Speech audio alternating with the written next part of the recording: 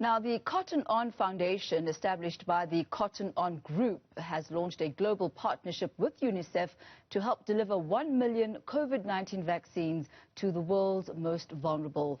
Funds raised will support the delivery of COVID-19 vaccinations as part of the COVAX response and diagnostic tests as well as treatments. The contribution will play an important role in ensuring that vaccines are received by those who need them most. The Cotton On Foundation Ambassador, Nomzamo Mbatha, joins us now to talk more on this. A very good evening to you, Nomzamo. So good to be talking to you all the way out in Los Angeles this evening. But perhaps let's start here, talking about the Cotton On Foundation. The organization has been doing fabulous work on the ground over the past 13 years or so. Talk to us about some of the projects that have been very close to your heart. Oh, my goodness. Such an honor, by the way, to be chatting to you, Thami. I've waited for this moment for a very long time, so I'm glad that this is the platform. My partnership with Cotton On Foundation has existed for about 3 years now. And, getting on board with Cotton On Foundation, we were launching eThekwini Primary School in Wamashu. They took a junior primary school that had, the classes were up until, I think, grade 3, and they transformed the entire school and made it a fully fledged primary school. And for me, it's important to see private sector, truly roll up their sleeves and not just be about the talk, but be about the action. And so for us, we've, even throughout the COVID pandemic, we have truly had so many incredible roll-up plans. Right now, we're gearing up to lay the first brick as we continue to fix schools around South Africa, but also across the African continent. And so now we are rolling out 1 million vaccine doses to the world's most marginalized and vulnerable communities in partnership with UNICEF.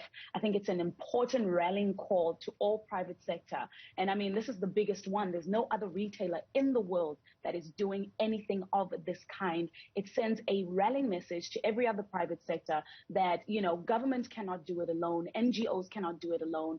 We want private sector to also be able to meet them halfway. You talk about a very important aspect there, Nomzamo, which is collaboration. Nobody can do it on their own. There's the Cotton On Foundation, which has its own project. There's UNICEF that has its own projects. But how did the two meet, and how did you also become an intrinsic part of the process?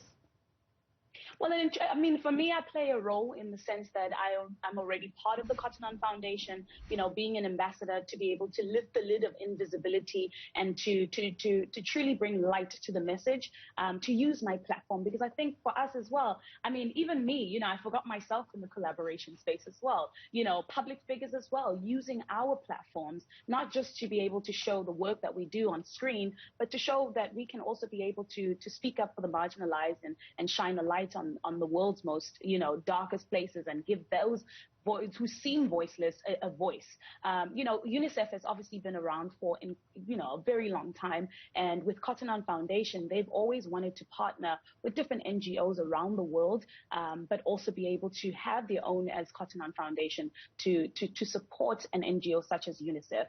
The work that UNICEF does is absolutely incredible. And I think the synergies between the two and the alignment was just easy.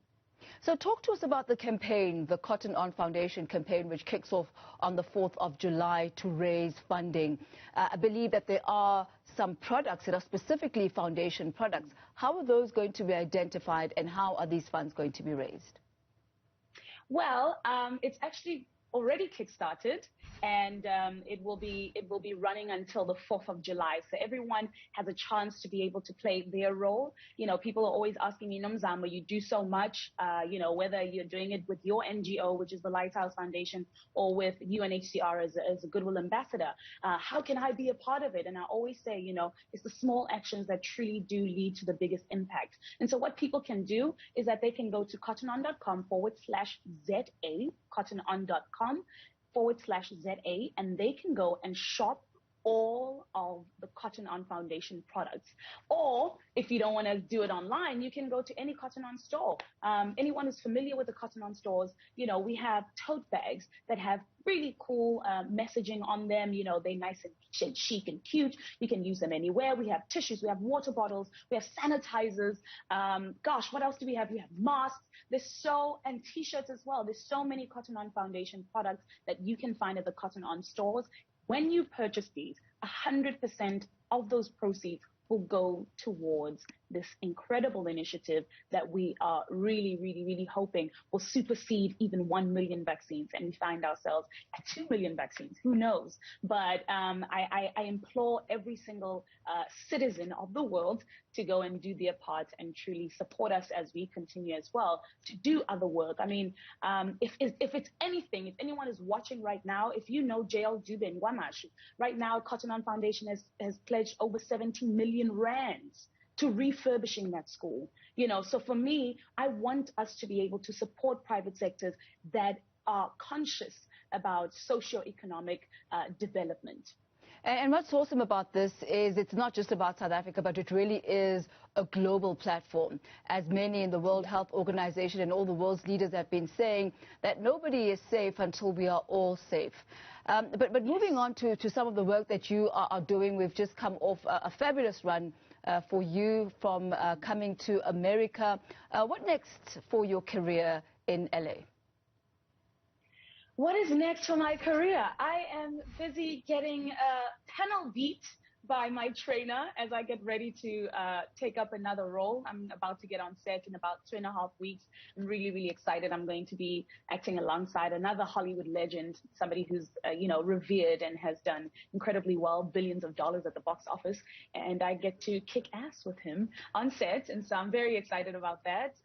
Obviously, I can't really say much until the producers are ready to announce it, but that's my life. You know, I'm dabbling both in the work that inspires me, which is, you know, the work on the ground to make a difference in the world and be a change maker and a change agent. And I'm also getting to be on set and live out my passion.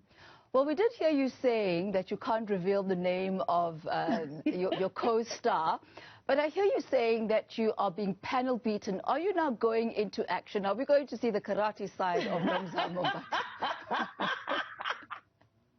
She's definitely going to be handling guns.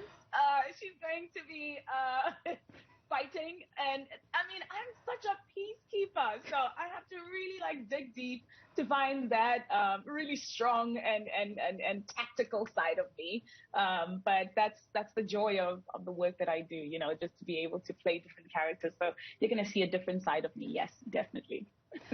Well, certainly balance there is quite important, and being able to separate real life from fiction. And if you get to live more by playing all these roles, then kudos to you. Now, coming to America, that is very much of an iconic production. Arsenio Hall, Eddie Murphy. What did it mean for you to be part of that production? It was an incredible experience, you know, just to be able to have your first production be surrounded by people who have been doing this for so many years and who have built such incredible careers, and obviously, you know, stepping onto set and feeling like you two belong, that you two have put in the work to be where you are. And so for me, it was just an amazing experience. My co-star Jermaine actually just texted me just yesterday, me and Kiki on our group chat, and he's like, I miss you guys. And I was like, me too. So, you know, you make bonds with people and friendships as well. And it's really awesome because, you know, Hollywood can be a very lonely place. So when you're surrounded by people, you know, especially Black people who are Black royalty in Hollywood, it can feel very comforting to step into your light. That's really great to hear. I remember reading one of your interviews, Nomzamo, where you were talking about the imposter syndrome, and even though you were on coming to America feeling like you didn't quite belong. Is that something that you've gotten over? How are you dealing with that? Every day is a work in progress. I believe that mental health is not something that's a quick fix. I believe that life and the human development is not a quick fix.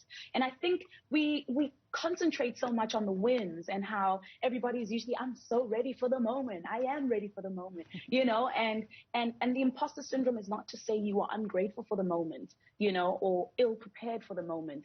It is a reality of what goes on in this when something that big that you've been praying on suddenly happens. And so for me, it's important to always speak in a very transparent manner because I know that so many people go through that. So every day is a work in progress.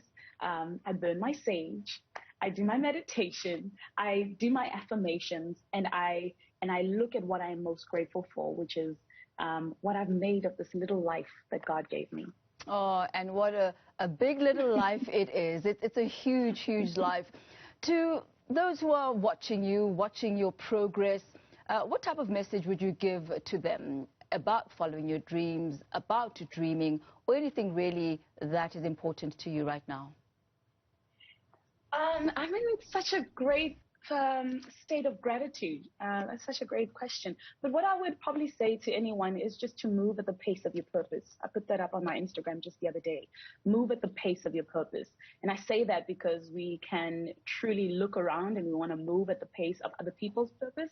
But it's important to be able to put up that mirror and remember why you started, why you're on whatever journey that you're in, whether you're in science and technology, whether you're in sports, whether you're in the arts, whether you are in commerce, whatever it is, or even as an entrepreneur, why did you start? But move at the pace of your purpose. What a beautiful one. And before I let you go, Nomzamo, yes, you are in Los Angeles now working on your next movie, A Karate Woman. We'll see whatever it ends up being. But has South Africa lost you? What does that mean?